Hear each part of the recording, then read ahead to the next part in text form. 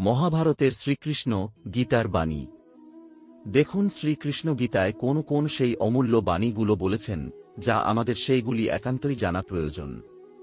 চলুন তাহলে আমরা সেই অমূল্য গীতার বাণীগুলি জেনে নিই। ১. যখন সংসারে দেখার মতো কিছুই থাকে না, তখন মানুষ ঈশ্বর এর দিকে দৃষ্টি নিক্ষেপ করে। ২. যদি কোন ঘটনার মানুষ ভয়প্রাপ্ত হয় তবে তার পরাজয়ী হয়। আর যে মানুষ সব হারিয়েও শান্ত আর একাগ্র থাকে সেই জয়ী। ৩. বাস্তবে না পরিচয় মানুষের দেহের সাথে যুক্ত থাকে না, তো সম্পর্কের ভিত্তি তার দেহের সাথে যুক্ত থাকে। মানুষের স্বভাব, তার আচরণ আর তার কার্যই তার পরিচয়। ৪. দান তাকেই বলে যাতে দানি হারায় আর যাচক প্রাপ্তি লাভ করে, কিন্তু বলিদান সেটাই হয় যা দানি দেয় আর সমস্ত জগৎ প্রাপ্ত করে। ৫. সমুদ্র হোক বা সংসার, যে ধর্মের নৌকা প্রস্তুত করে সে ঠিক পার হয়ে যায়। ৬. সময় কখনো মানুষের নির্দেশিত পথে চলে না, মানুষকে সময়ের নির্দেশিত পথে চলতে হয়।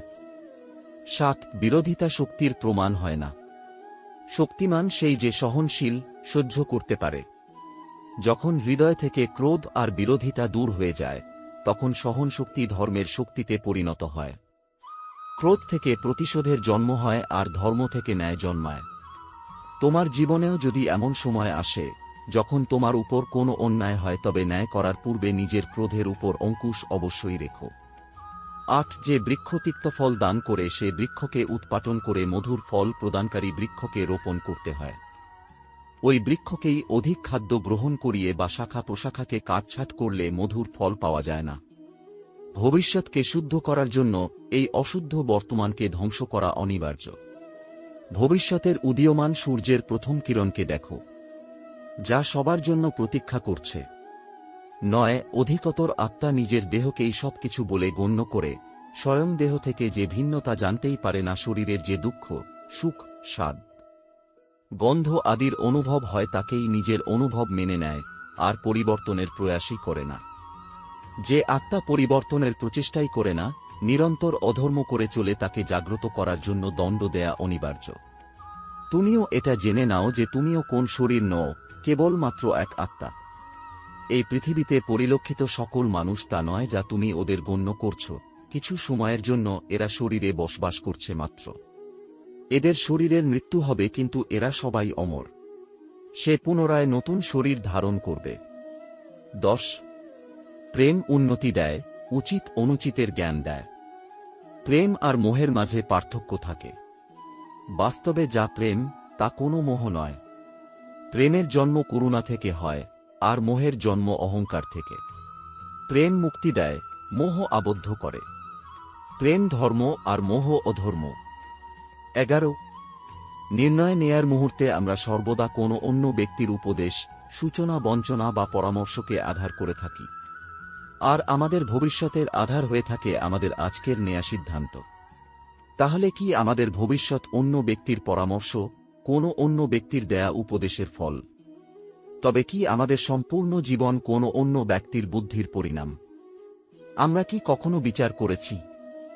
সবাই জানে যে ভিন্ন ভিন্ন লোক একই পরিস্থিতিতে ভিন্ন ভিন্ন পরামর্শ দিয়ে থাকে। মন্দিরে দাঁড়ানো ভক্ত বলে দান করা উচিত, আর চোর বলে যদি সুযোগ পাওয়া যায় তবে ওই মূর্তির গয়না চুরি করা উচিত। ধার্মিক হৃদয়ে ধার্মিক উপদেশ দিয়ে থাকে, আর অধর্মভরা হৃদয়ে অর্ধামিক পরামর্শ দেয়। এই ধর্মময় উপদেশ পরামর্শ স্বীকার করলে মানুষ সুখের দিকে যায়, কিন্তু এইরকম পরামর্শ স্বীকার করার আগে স্বয়ং নিজের হৃদয়ে ধর্মকে স্থাপন করা কি অনেক বেশি জরুরি নয়? স্বয়ং বিচার করুন। ১২. মানুষের সব সম্পর্কের আধার হল প্রত্যাশা। পতি কেমন হবে যে আমার জীবন সুখ আর সুবিধায় ভরে দিবে? পত্নী কেমন হবে যে সর্বদা আমার প্রতি সমর্পিত থাকবে? সন্তান কেমন হবে যে আমার সেবা করবে, আমার আদেশ মেনে চলবে? মানুষ প্রেম তাকেই দিতে পারে যে তার প্রত্যাশা পূরণ করতে পারে, আর প্রত্যাশার নিয়তি হচ্ছে ভঙ্গ হওয়া। কিভাবে?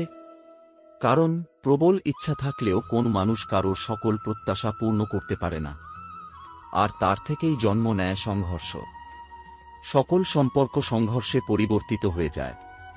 কিন্তু মানুষ যদি প্রত্যাশাকে সম্পর্কের আধার না বানায়, আর স্বীকার করে যে কেবল সম্পর্কই মূল আধার, তবে কি জীবন আপনা থেকেই সুখ আর শান্তিতে ভরে যাবে না? স্বয়ং বিচার করে দেখুন। 13 যখনই মানুষের জীবনে কোনো বিরূপ পরিস্থিতি আসে, মানুষ তখনই ঈশ্বরের কাছে প্রার্থনা করে। ঈশ্বরের সম্মুখে মিনতি করে যেন সে পরিস্থিতি থেকে নিস্তার পায়। কিন্তু এই প্রার্থনার বাস্তবিক রূপ কেমন হয়, সেটা কি আমরা কখনো বিবেচনা করেছি? প্রার্থনার অর্থ হল নিজের সমস্ত আকাঙ্ক্ষা, সমস্ত চিন্তা, সমস্ত সংকল্প, সমস্ত পরিকল্পনা ঈশ্বরের চরণে দান করা। অর্থাৎ নিজের কর্মের ফল কি হবে সেই নিয়ে চিন্তা না করে ধর্মের অনুরূপ কর্ম করা। ঈশ্বরের পরিকল্পনাকেই নিয়তি বলে মেনে নেয়া, সেটাই তো প্রার্থনা, তাই না? কিন্তু ঈশ্বরের সমস্ত পরিকল্পনা বোঝাটা সম্ভব কি? সেসব পরিকল্পনা তো আমাদের কর্মের পরিণামস্বরূপ প্রকাশ পায় সর্বদা। কিন্তু যদি কেউ সব কর্মকেই ত্যাগ করে, সেটা কি প্রকৃত প্রার্থনা? বাস্তবে কর্মই জীবন, আর ফলের প্রতি মোহ না করাই সত্যিকারের প্রার্থনা। যে প্রার্থনা কর্মের পথে বাধা হয়ে দাঁড়ায়, মানুষকে কার্যই করতে না দেয়, সেটা প্রার্থনা না, পরাজয়। স্বয়ং বিচার করুন। আপনাদের এই ভিডিওটি ভালো লেগে থাকলে আপনার বন্ধু বা আপনার আপনজনদের সাথে শেয়ার করবেন। ভালো থাকবেন। ঈশ্বর আপনার মঙ্গল করুন। জয় শ্রী কৃষ্ণ। রাধে রাধে।